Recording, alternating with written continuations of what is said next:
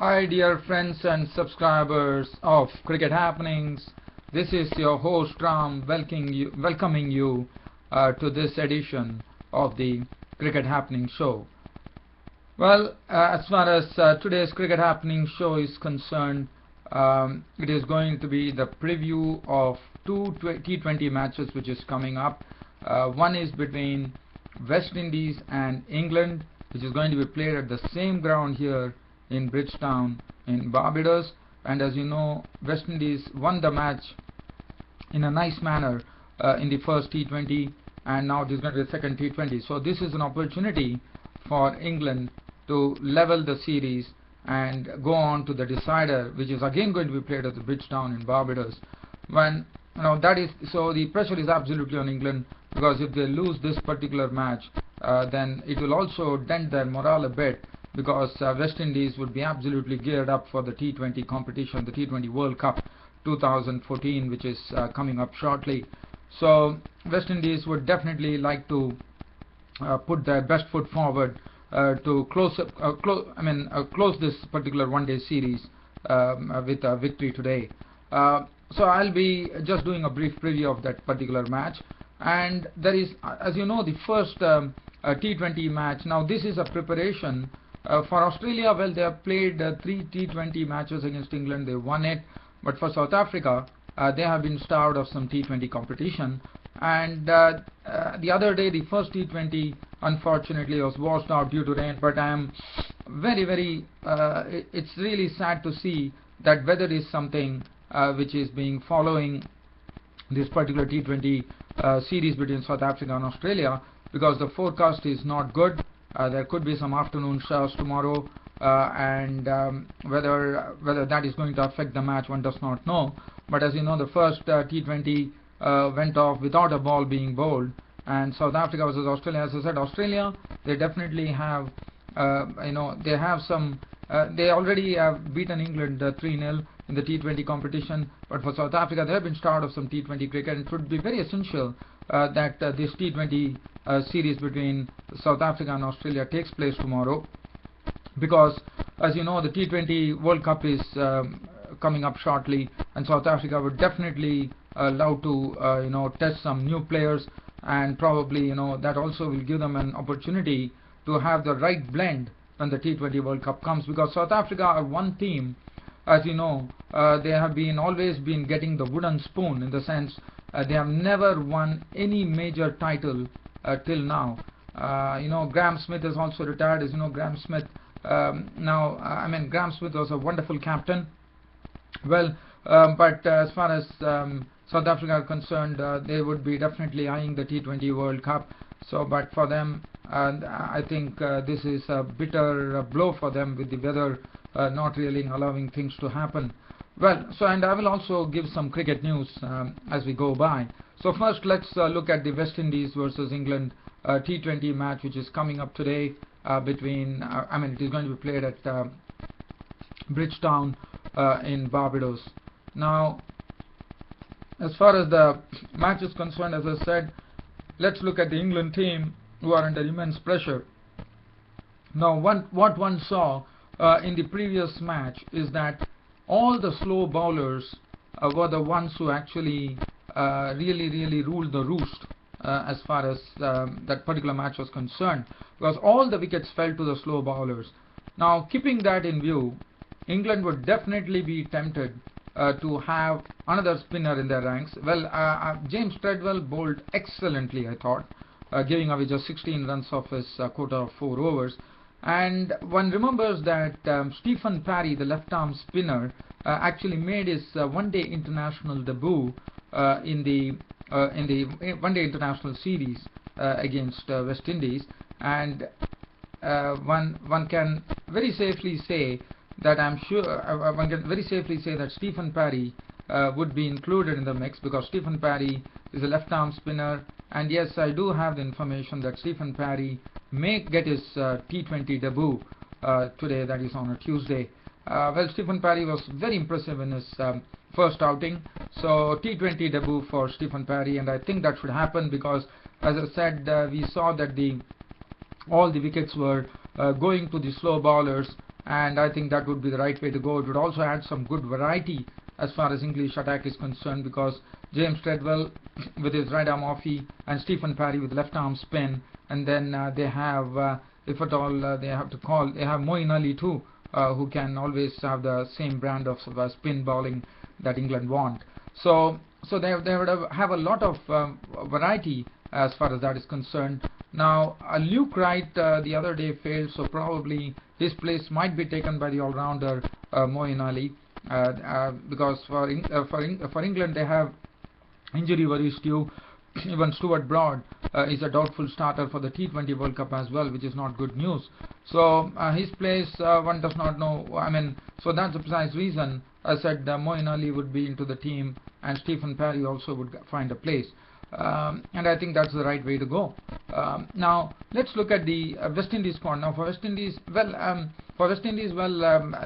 saw that now it's very refreshing to see that Sunil Narine is figuring in the 11, which was very important, because the other day he couldn't bowl his full quota, he went off injured, and very good to know that Sunil Narine is back, and that is going to be a lethal combination, because Samuel Badri probably has really matured as a spinner, because what one has seen is that we are seeing some good words being spoken about Samuel Badri, the right-arm leg spinner, as Marlon Samuel said that Samuel Badri is the trump card, and why not? The way he bowled the other day, that was absolutely wonderful to see. So Samuel Badri, right-arm leg spinner, would operate in tandem with Sunil Narine, but normally one has seen a trend where Darren Sammy, the captain of the West Indies team, normally hands the first over to Samuel Badri with the new ball, and he feels that Samuel Badri is quite effective in the earlier stages, and why not? One has seen, if you look at his track record, he has been successful when actually bowling right away at the start, and he bowls economically too, and he also picks up the wickets. Now Sunil Narine, we all know what a wonderful bowler he is. Well, so Sunil Narine, so it will be a good, I think it will be a good battle between, I mean, it would be a matter of seeing how the batsmen use their skills to play slow bowling to the best possible extent. For me, that would be the real test as far as West Indies are concerned, and both the teams are concerned. For West Indies, well, the other day they put up a good score on the board. 170 was a pretty good challenging score, and in the end it proved so. West Indies, well, they would be very glad to see that Chris Gayle is back and was looking good too. Dwayne Smith, he started off in a very what do you call, in a very powerful way by hitting the first ball of the T20 series for a 6 of the bowling of the English captain Stuart Broad. Today England will be led by Eoin Morgan, who is the captain of the team. Marlon Samuels was in good touch. Lendl Simmons is one, probably is not, I mean, Lendl Simmons is the one who would like to get into some form. Dwayne Bravo, well, you know, he's always a sort of a 100% player who contributes in all three departments of the game. Dinesh Ramadhan, the wicketkeeper, now as you know, Dinesh Ramadhan would be absolutely charged up, because he's one who has the very proud record now of being the only West Indian wicketkeeper to score a one-day international century in his career, and he's the first West Indian player, first wicketkeeper batsman to have scored a one-day international century. And what a proud record that will be for West Indies, because West Indies, if you look at their wonderful cricket history, with like the past wicketkeepers like Derek Murray, they had Jeff Dujon, but no one has gone on to, and one can understand why West Indies didn't have the wicketkeeper scoring centuries, because the top order was absolutely solid, and it never required the West Indies wicketkeeper batsman to come and actually hit a century. But now that's not the case. West Indies definitely don't have the same firepower that they possessed in the past, and that's the precise reason Dinesh Ramadhan the other day played a real blinder, even though West Indies lost. Darren Sammy is a captain. He's a very intelligent captain. He always leads from the front. He's also another good contributor in the mode of Darren Bravo, because he contributes in all three departments of the game. Andre Russell is also a good all-rounder, but one has to see how Andre Russell bowls, because Andre Russell tends to go a bit awry with his direction somewhat. He's not very consistent in his line. And then Ravi Rampal, who is a breakthrough bowler for the West Indies. Well, so as I said, it is all going to be a test. For England, it will be a real test of coping with the slowness of the pitch, where they would have two spinners to contend with. The other day they had only one, but now we will see 8 overs of full spin being bowled by Sunil Narine and Samuel Badri. And one would not be really surprised if Chris Gayle or Dwayne Smith, I think Chris Gayle and West Indies have a lot of bowling riches to choose from, because they have Sunil Narine, they have Samuel Badri, they have Marlon Samuels, who bowled well the last match, and then they can also use the services of Chris Gayle, the right arm off spinner, and also Dwayne Smith, who bowls. And then so they have a lot of bowling riches to choose from as far as slow bowling is concerned. On the other hand, England, well, I think England, well, they have only two frontline bowlers in the form of James Treadwell and Stephen Parry, and one hopes that Stephen Parry would be a sort of not a difficult proposition, but definitely someone that West Indies have to be pretty watchful about, because he has done well in the first one-day international and he will be making his T20 international debut. Well, all in all, as I said, it's all a matter of skill, of playing on those slow pitches, dealing with the slow bowlers. But for me, it would be England who will have to actually, it is a must-win match for them against against West Indies, and if they win it, yes, their morale would be high. But if they lose it, they would probably then have to wait for the third one. Even though they lose the series, they would have to pull the third one pretty quickly, if at all they want to have their morale right up there with the T20 World Cup looming large. Well, so let's leave from here and let's move on to the South Africa versus Australia T20 match, which would be, again, this is going to be played at Durban, but as I said, rain is something which is really threatening the game. We saw the first one was washed out.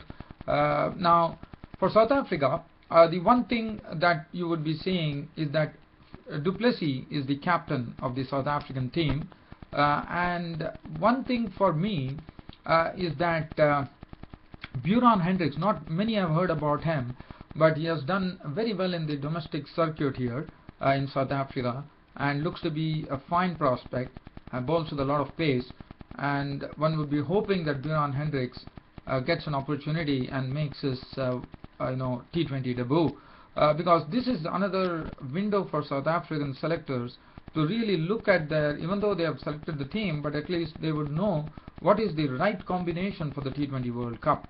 Well, South Africa, they look pretty strong. Hashim Amla and Quinton de Kock at the top of the order. Quinton de Kock, he had a very wonderful series. He became the first person in a tri-series, not in a tri-series, in a bilateral series, a 3-match bilateral series, to actually score 3 centuries on the trot. So he has a proud record there. And Hashim Amla, we know what a real carefree player he is, and what a wonderful player to watch, Hashim Amla, with his strokes. Du Plessis also has to basically start making runs with the bat, being the captain of the South African team. And then they have A.B. de Villiers, who is world class, J.P. Duminy, who is in some good form, David Miller, who will provide them the thrust in the middle order, where he can really flay the Australian bowling as and when the time comes. And Albie Morkel, the comeback of Albie Morkel is something which one is looking for. He has been out of South African cricket for quite a long time, and he's a pretty good T20 specialist, and he would be one on whom South Africa would be relying if at all they need some quick runs in the end. And then Morne Morkel, his brother, who did a wonderful job in the test matches, and Imran Tahir, the right arm leg spinner, could also play. For Australia, if the T20 match happens, what would be most important is that one of the players who would be Brad Hogg, and Brad Hogg is, unfortunately, he won't be there in that game. Sorry, it was Brad Hogg, and Brad Hogg if at all, as and when he plays his next one-day international match, he would be the person who at the age of 43 will be the oldest player to represent Australia since the days of one of the famous quartet of spinners once upon a time in the Richie Benaud days, Clary Grimmett, one would remember. So Brad Hogg would be on to a great record, and especially when he comes to the T20 World Cup, he would also be breaking another record of Kenyan. I reckon it was, if I'm not wrong, it's Steve Tikolo, who was at the age of 43. So that is one record which is coming up. Well, Australia, they are absolutely cock-a-hoop right now, no doubt about it, because they already won the Test series against South Africa. Not only that, the players are looking in good nick. David Warner and Aaron Finch. Now, Aaron Finch is playing for the first time in South Africa, so it will be very interesting to see. And South African pitches are essentially Australian-like pitches, so Aaron Finch would love to have the ball coming onto the bat with the very good bounce that is afforded on those Durban pitches. And Aaron Finch and David Warner will form a lethal combination. And then they have Shane Watson. Then they have George Bailey, the T20 specialist captain.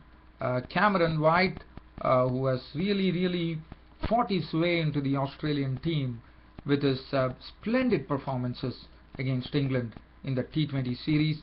Glenn Maxwell, another complete package of big hitting as and when you want it. Glenn Maxwell, you can use him anywhere because he's the one who would, if he delivers, I'm sure the opposition will be definitely hurt. Such is his type of batting. Brad Haddin, who has been in the woes as far as this tour of South Africa is concerned, whether he would be able to get some runs as and when, if at all his opportunity comes. Can Brad Haddin get some runs under his belt? That's the question. And then we have some very good all-rounders in the form of Daniel Christian, who is also a superb fielder. And then the pace attack would be in the hands of Mitchell Starc, who would be their prime bowler, along with left-arm pace bowler Mitchell Starc, who would be partnered by Nathan Coulter-Nile. Nathan Coulter-Nile is a very good bowler, and he's also a good lower order hitter. And then James Muirhead, as you would know, he made his debut against England, James Muirhead, the right-arm leg spinner, and was pretty impressive. And one thing that I could tell about James Muirhead, dear friends and subscribers, is that he's a good turner of the ball, and I'm sure anybody who turns the ball a long way could be a very good leg spinner in the years to come. So, well, dear fans and subscribers, that really wraps up my preview. Just before I totally wrap up my Cricket Happening show on a Tuesday, I would like to share some cricket news. This cricket news is coming in from Afghanistan, who are already there in Bangladesh for the T20 World Cup. As Afghanistan cricket has been doing so well, they have qualified for the T20 World Cup. They have qualified for the first time in their history. They have qualified for the 50 overs one-day international version of the 2015 World Cup in Australia and New Zealand, and there has been good progress. Now, as you know, Papua New Guinea is a team which got ODI status, in the sense they finished fourth in the World Cup qualifiers, as you know, and they were coached by an Australian cricketer called Peter Anderson. Peter Anderson was the coach of the Papua New Guinea team, and one would remember Peter Anderson. He represented Queensland and South Australia, two teams that he represented, and he is the one who has really been responsible for the success of Papua New Guinea as far as cricket is concerned, international cricket is concerned. And Papua New Guinea, the reason that I'm speaking about Peter Anderson is that he is the new coach of the Afghanistan cricket team. The Afghanistan cricket team would have a new coach for their new academy, because, as you know, there is what Afghanistan is doing with a lot of, because Afghanistan have been doing well, the ICC have been giving them the requisite funds, which normally ICC does for all the associate nations, and Afghanistan have really have done themselves so proud that now they have a national cricket academy which is there in Kabul, and for that precise reason, Peter Anderson has been roped in as a coach for this for the National Cricket Academy, and I think that is going to do real wonders because already this Afghanistan team is a pretty talented outfit. They have ounces of talent, and I'm sure this National Academy in Kabul, which is going to be led by a very successful coach by the name Peter Anderson, would definitely do wonders for this Afghanistan cricket team in the future. So wish good luck to Afghanistan in their future endeavors. This is your host Ram ending the cricket show for today. Thank you.